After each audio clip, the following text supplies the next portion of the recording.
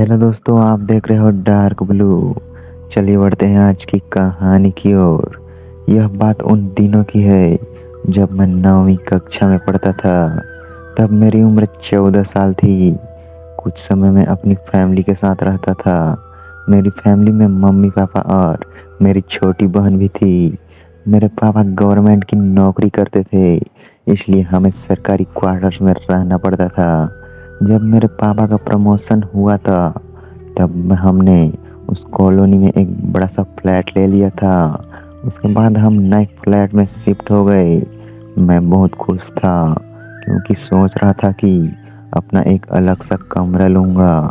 पता नहीं क्यों जिस दिन से हम उस घर में रहने के लिए गए थे तब से मुझे उस घर में अजीबो गरीबो बेचैनी महसूस हो रही थी। उस घर में मुझे देर से सोने की आदत थी।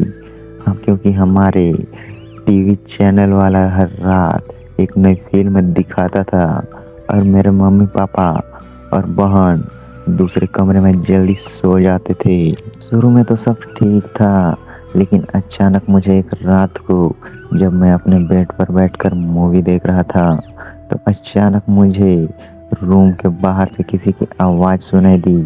मुझे लगा कि मम्मी यहाँ पानी पीने के लिए उठी होगी। मैंने ध्यान नहीं दिया। हाँ, लेकिन मैंने टीवी का आवाज़ थोड़ा धीमा कर दिया। लेकिन 4-5 मिनट के बाद फिर से वही आवाज़ आने लगी। वह आवाज़ किसी औरत के चलने पर उसके पायल की आवाज़ आती हो, जैसे कि छन छन छन। बिल्कुल ऐसे ही आवाज़ आ रही थी। मैंने टीवी का आवाज़ बिल्कुल बंद कर दिया, लेकिन बाहर से वही आवाज़ आ रही थी, छन छन छन।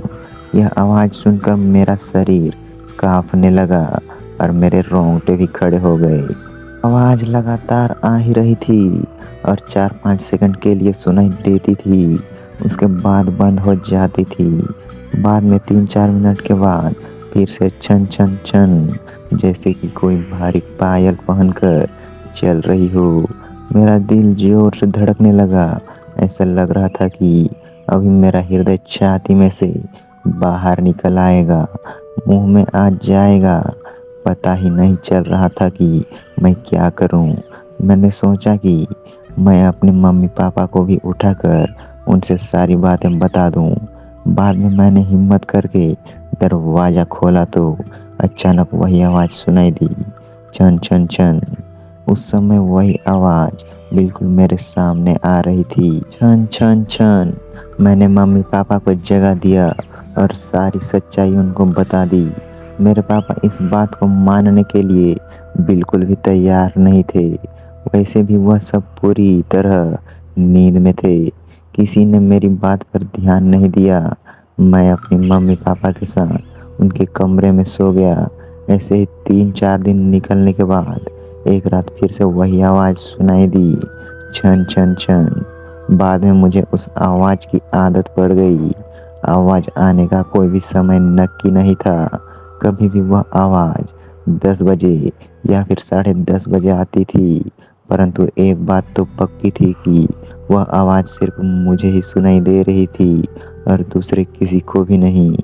कभी कभी मैं वह आवाज़ मुझे बहुत ही डर लगता था, लेकिन हमारी कमी कभी भी कुछ भी खराब नहीं होना था। 8-9 महीने के बाद हमें एक नया फ्लैट मिल गया और हम वहाँ शिफ्ट हो गए। उसी फ्लैट में हमारी जगह पर जो नए लोग रहने के लिए आए थे वो हमारे जान पहचान के लोग थे। उनका बेटा मेरे बहुत अच्छा दोस्त था और उनका फैमिली काफ़ी बड़ा था।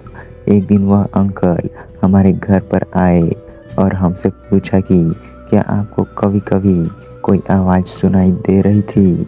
बस यही बात सुनकर मुझे पूरा यकीन हो गया था कि वह कोई मेरा वहम नहीं था। उस अंकल के पूरे परिवार ने वही आवाज़ सुनी थी।